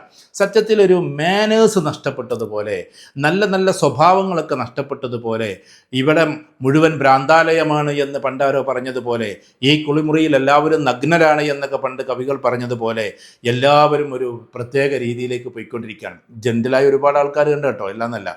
അപ്പോൾ ആ ഒരു രീതിയിൽ നമ്മളെ കുട്ടികളെ എങ്ങനെയാണ് നല്ല ബിഹേവിയർ, ഡിജിറ്റൽ ഉപയോഗിക്കുമ്പോൾ ശ്രദ്ധിക്കേണ്ടുന്ന ബിഹേവിയർ എന്തൊക്കെയാണ്, നമ്മളുടെ ക്യാരക്ടർ എങ്ങനെയാണ് അവിടെ പുറത്തേക്ക് എടുക്കേണ്ടത്. അപ്പോൾ കുട്ടികൾക്ക് വലിയ ലക്ഷ്യങ്ങൾ നമ്മൾ കൊടുക്കണം. മോഡേൺ യുഗത്തിൽ ഏറ്റവും പ്രധാനപ്പെട്ട ഒരു ഭാഗം ലക്ഷ്യം തന്നെയാണ്. അതിൽ നിന്ന് അവരെ തെറ്റിക്കരുത്. ആ ലക്ഷ്യത്തിൻ്റെ ഭാഗം ഒരിക്കലും നമ്മൾ ഇമ്പോസ് ചെയ്തിട്ട് നീ ഇതാകണം. ഇപ്പോഴും പാരൻസ് പറഞ്ഞുകൊണ്ടിരിക്കുന്നത് എന്താ, നീ ഒന്നും കൂടി നോക്ക്, ഒന്നും കൂടി നീറ്റെഴുതി നോക്ക്, ഒന്നും കൂടി ഇത് നോക്ക്. അങ്ങനെ നമ്മൾ സ്റ്റീരിയോ ടൈപ്പ് ആവല്ലേ. കുട്ടിയെ ഇരുത്തിക്കൊണ്ട് ഏത് മേഖലയിലേക്ക് തിരിയണമെന്ന കൃത്യമായൊരു ബോധം നമ്മുടെ കുട്ടികൾക്ക് ഒരു അവയർനെസ്സാണ് കൊടുക്കേണ്ടത്. അവൻ ഇഷ്ടപ്പെട്ട ഏരിയയിലേക്കാണ് കൊണ്ടുപോകേണ്ടത്. അപ്പോൾ അവൻ്റെ ആർട്സ് എന്തെന്ന് നോക്കണം, അവൻ്റെ സ്പോർട്സ് എന്തെന്ന് നോക്കണം, അത്ലറ്റിക്, അതാണ് ഞാൻ പറയുന്നത്. അപ്പോൾ അത്ലറ്റിക്കിൽ ഏതൊക്കെ മേഖലയാണ് അവന് വേണ്ടതെന്ന് നോക്കണം, അവൻ്റെ ഇൻ്റലിജൻസ് ഏതൊക്കെയാണെന്ന് നോക്കണം, ടാലൻസ് ഏതൊക്കെ ഭാഗത്താണ് വർക്ക് ചെയ്യണമെന്ന് നോക്കണം. എന്നിട്ട് ഇഷ്ടമുള്ള രീതിയിലേക്ക് അവനെ തിരിച്ചുവിടട്ടെ. അപ്പോൾ നമ്മൾ ചെയ്യേണ്ടത് എന്താ, ചരിത്രം അവനെ പഠിപ്പിക്കുമ്പോൾ അവൻ്റെ ചരിത്രം കൂടി ഒന്ന് പഠിക്കും. ടീച്ചേഴ്സും ശ്രദ്ധിക്കേണ്ട കാര്യമാണ്, നമ്മൾ പാരൻസും ശ്രദ്ധിക്കേണ്ടത്. നമ്മൾ ചരിത്രം അങ്ങോട്ട് പഠിപ്പിക്കുന്നു കുട്ടികളെ സ്റ്റീരിയോ ടൈപ്പായിട്ട്. അപ്പോൾ ആ സമയത്ത് കുട്ടികളുടെ ചരിത്രം നമ്മൾ പഠിക്കണം. കുട്ടികളുടെ കെമിസ്ട്രി, നമ്മളൊരു നിശ്ചിത മാസ് ഇന്ധനം വായുവിൽ കത്തുന്നതിൻ്റെ ഫലമായി എന്ത് സംഭവിക്കുന്നു എന്ന് കെമിസ്ട്രി അങ്ങോട്ട് പഠിപ്പിക്കുമ്പോൾ കുട്ടിയുടെ ഒരു കെമിസ്ട്രി ഉണ്ട്. ആ കെമിസ്ട്രി എന്തെന്ന് നമ്മൾ പഠിക്കണം. കീമിയ സാദ എന്ന് പറയുന്ന ഗ്രന്ഥം 1000 വർഷത്തോളമായി ഏകദേശം ഇറങ്ങിയിട്ടെന്നാണ് എൻ്റെ ഓർമ്മ. ഇമാം ഗസാലി റഹ്മത്തുള്ളാഹിയുടേതാണ്. ആ ഗ്രന്ഥത്തിൻ്റെ പേര് കീമിയ സാദ എന്നാണ്. മനുഷ്യൻ്റെ സ്നേഹത്തിൻ്റെയും ബന്ധങ്ങളുടെയും കെമിസ്ട്രി. കീമിയ എന്ന് പറഞ്ഞ കെമിസ്ട്രിയാണ്. രസതന്ത്രത്തെക്കുറിച്ചാണ് പറഞ്ഞിട്ടുള്ളത്. അപ്പോൾ ആ രസതന്ത്രം എന്താണ്, അവൻ്റെ രസതന്ത്രം എന്താണെന്നും കൂടി നമ്മൾ പഠിക്കണം. ഫിസിക്സ് നമ്മൾ പഠിപ്പിക്കുമ്പോൾ അവൻ്റെ ഉള്ളിലുള്ള ഫിസിക്സിൻ്റെ ടെൻഡൻസി എന്താണെന്ന് നമ്മൾ പഠിക്കണം. അവന് ശരിക്കും പറഞ്ഞാൽ നല്ല സ്വഭാവങ്ങൾ ഉപദേശിച്ചു കൊടുക്കുമ്പോൾ അവരിൽ നിന്ന് ഇങ്ങോട്ടുണ്ടാകുന്ന സ്വഭാവം എന്തൊക്കെയാണെന്ന് നമ്മൾ എന്താക്കണം, ക്രിയാത്മകമായിട്ട് നോക്കണം. നമ്മൾ പഠിപ്പിക്കുന്ന എല്ലാ സബ്ജക്റ്റും അവരിൽ നിന്ന് ഇങ്ങോട്ട് എങ്ങനെയാണെന്ന് നമ്മൾ അറിയണം. മാത്സ് നമ്മൾ പഠിപ്പിക്കുമ്പോൾ A+B² ആകട്ടെ, അൽജിബ്രയാകട്ടെ, അല്ലെങ്കിൽ ടാൻ ആകട്ടെ, കോസ് ആകട്ടെ, തീറ്റയാകട്ടെ, ഏത് ഭാഗത്തേക്ക് നമ്മൾ പോകുമ്പോഴും അവൻ്റെ ഉള്ളിൽ എന്തൊക്കെ കാൽക്കുലേഷൻ ഉണ്ടും കൂടി നമ്മൾ പഠിക്കണം. ഇതേപോലെ നമ്മൾ ഒരു ഇതിനെക്കുറിച്ചിട്ട്, ഒരു കോഴ്സിനെ കുറിച്ച് അങ്ങോട്ട് പറയുമ്പോൾ അവൻ്റെ മനസ്സിലുള്ള ചിന്താഗതികൾ നമ്മൾ പഠിക്കണം. നമ്മൾ അവന് ഫുട്ബോളിന് വേണ്ടി പോകുന്ന സമയം അതിനൊന്നും പോകണ്ട, അങ്ങനെയൊന്നും ചെയ്യില്ല, ഉമ്മ ഞാൻ കോച്ച് ഉണ്ട്, നല്ല കോച്ചാണ്, ഇതാണെന്നൊക്കെ പറയുമ്പോൾ എന്നാൽ നീ ഒന്ന് പോയിട്ട് പോര് എന്ന് പറഞ്ഞിട്ട് അതിനുള്ള ഒരുക്കങ്ങൾ ഒരുക്കി കൊടുക്കണം. കാരണം അവന് അത്ലറ്റിക് സ്കില്ല് എന്ന് പറയുന്നത് ഉണ്ടോ എന്ന് നമ്മൾ നോക്കണം. അത്ലറ്റിക് സ്കില്ലുള്ള ആളുകൾ പോകേണ്ടത് ആ വഴിക്കാണ്. അപ്പോൾ നമ്മൾ എല്ലാവർക്കും ഒരു കോഴ്സ്, എല്ലാവർക്കും ഒരു ഇതൊക്കെ നല്ലത് തന്നെ, പക്ഷേ അതിനെ വ്യത്യസ്തമായ മേഖലയിലൂടെ കൊണ്ടുപോകാൻ നമുക്ക് പറ്റും. നമ്മളെപ്പോഴും പറയാറുള്ളത് പോലെ അത്ലറ്റിക്കിലൂടെ പോയിട്ടാണല്ലോ ഇക്കണ്ട ഫുട്ബോളേഴ്സൊക്കെ ഇങ്ങനെയായത്. 7ാം ക്ലാസ്സിൽ നിന്ന് പുറത്താക്കപ്പെട്ടിട്ടുള്ള റൊണാൾഡോയും അങ്ങനെ തന്നെയാണ്. 10ാം ക്ലാസ് മാത്രം ചെയ്തിട്ടുള്ള സച്ചിൻ ടെണ്ടുൽക്കറും അങ്ങനെ തന്നെയാണ്. അപ്പോൾ അത്ലറ്റിക് എന്ന് പറയുന്നത് അത് നമ്മൾ പ്രത്യേകിച്ച് നമ്മൾ ഫോക്കസ് ചെയ്യും. കുട്ടികൾ ടർഫിലേക്ക് പോകണമെന്ന് പറയുമ്പോൾ ഞാൻ പറയുന്നത് വളരെ ശ്രദ്ധിച്ചിട്ടൊക്കെ പോകണം. ലെഗ്മെൻറ്റ് പ്രോബ്ലം ഉണ്ടാകുമെന്നൊക്കെ നോക്കണം, ഒക്കെ ശരിയാണ്. പക്ഷേ അധികം പൈസ ഒന്നും ചിലവാക്കി ഒഴിവാക്കാതെ ഗ്രൂപ്പായിട്ട് കുട്ടികൾ എല്ലാവരും 50-100 എടുത്തിട്ട് പോയിട്ട് അവരുടെ ആ ഒരു സ്കില്ലും കൂടി ഡെവലപ്പ് ചെയ്യുന്നു എന്ന് നമ്മൾ ആലോചിക്കണം. കുട്ടികൾ ആർട്ട് എന്ന് പറയുന്ന മേഖലയിലേക്ക് പോകണമെങ്കിൽ കളറിംഗ് ഉണ്ട്, അതേമാതിരി തന്നെ തീം ഉണ്ട്, അതേപോലെ തന്നെ അവന് കൺസ്ട്രക്റ്റീവായിട്ടുള്ള കുറേ ഫോർമേഷൻ ഉണ്ട്. ആ മേഖലയിലേക്ക് അവന് പോകാൻ പറ്റുമോ എന്ന് നോക്കണം. അപ്പോൾ നമ്മൾ എല്ലാവരെയും ഒരേ ഡയറക്ഷനിലേക്ക് വിടാതെ നമ്മുടെ കുട്ടി, ഇപ്പോൾ ഉദാഹരണത്തിന് എത്രയോ കുട്ടികൾ പഠിച്ചു പോകുന്നു, അതിൽ നിന്ന് ചില ആളുകൾ മാത്രമാണ് നല്ല പ്രസൻറ്റേഷനുള്ള ആളുകളുള്ളത്.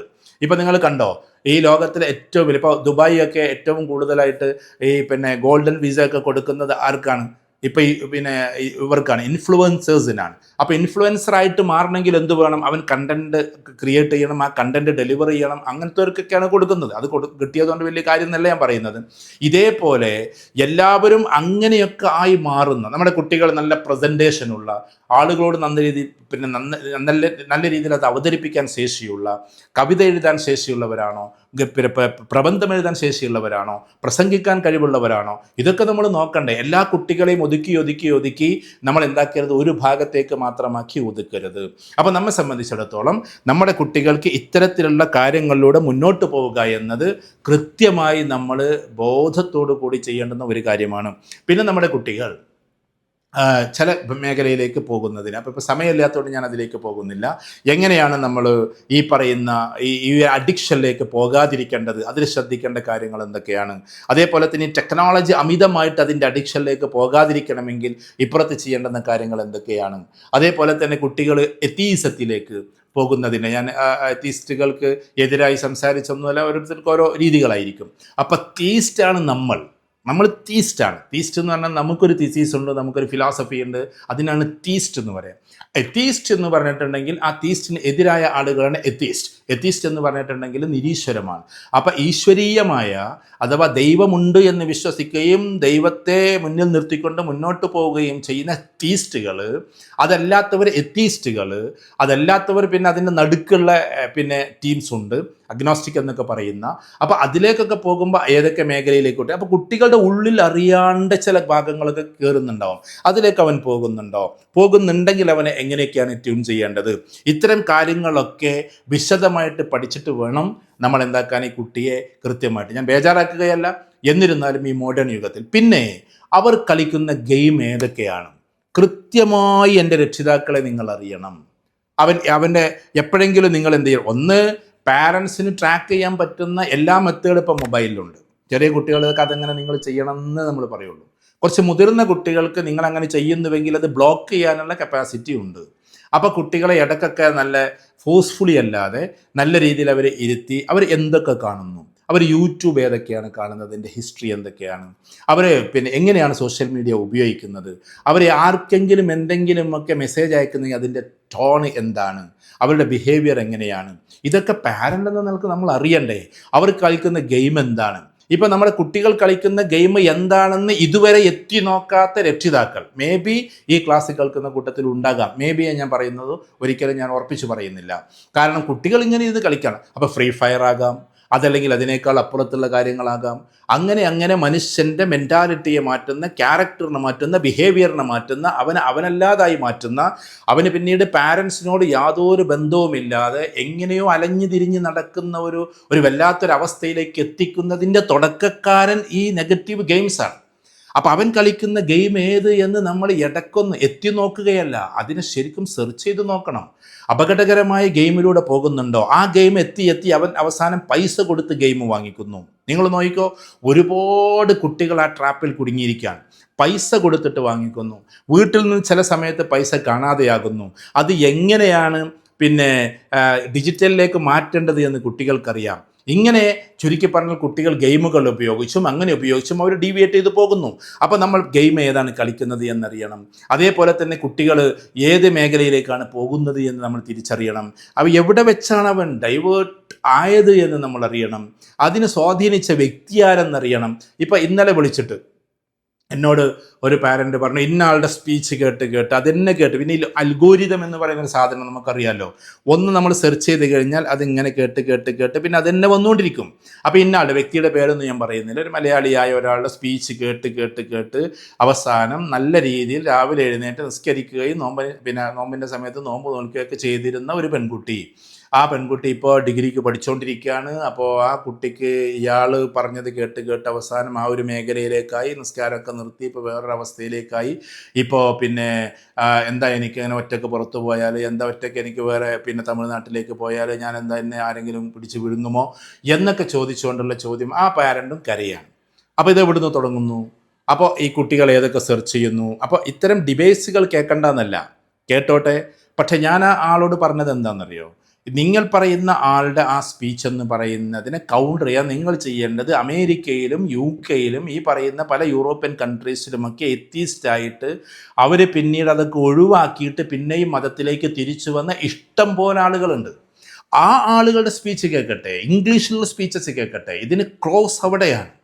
അല്ലാതെ ഏതെങ്കിലും ആളുടെ ഒരു സ്പീച്ച് കേട്ടിട്ട് നമ്മൾ നിൽക്കേണ്ട കാര്യമില്ല. ഇങ്ങനെ കുറേ കാര്യങ്ങൾ നമ്മുടെ കുട്ടിയിലേക്ക് കൊടുക്കുക എന്നത് പ്രധാനപ്പെട്ട ഒരു കാര്യമാണ്. ടൈം കഴിഞ്ഞതുകൊണ്ട് ഞാൻ നിങ്ങൾക്ക് ചോദ്യങ്ങൾ ചോദിക്കാനുള്ള സമയമായതുകൊണ്ട് തൽക്കാലം ഇവിടെ വെച്ച് നിർത്തുന്നു. ഇതിൻ്റെ സെക്കൻഡ് എപ്പിസോഡുകൾ മറ്റൊക്കെ ഉണ്ടാകും. ഇപ്പോൾ തൽക്കാലം ഇതിൽ കുറച്ച് സബ്ജക്റ്റ് പറയുക, അവിടെ നിർത്തുക എന്നാണ് നമ്മൾ മനസ്സിലാക്കുന്നത്. അപ്പോൾ അതുകൊണ്ട് തന്നെ നിങ്ങൾ ഇത്തരം കാര്യങ്ങളൊക്കെ ശ്രദ്ധിച്ച് മുന്നോട്ട് പോകണം. ഇനി ചോദ്യങ്ങൾ ചോദിക്കാനുള്ള സമയമാണ്. അതുകൊണ്ട് പിന്നെ ഒരു 10-15 മിനിറ്റ് നമുക്ക് അങ്ങനെ ചോദിക്കാം.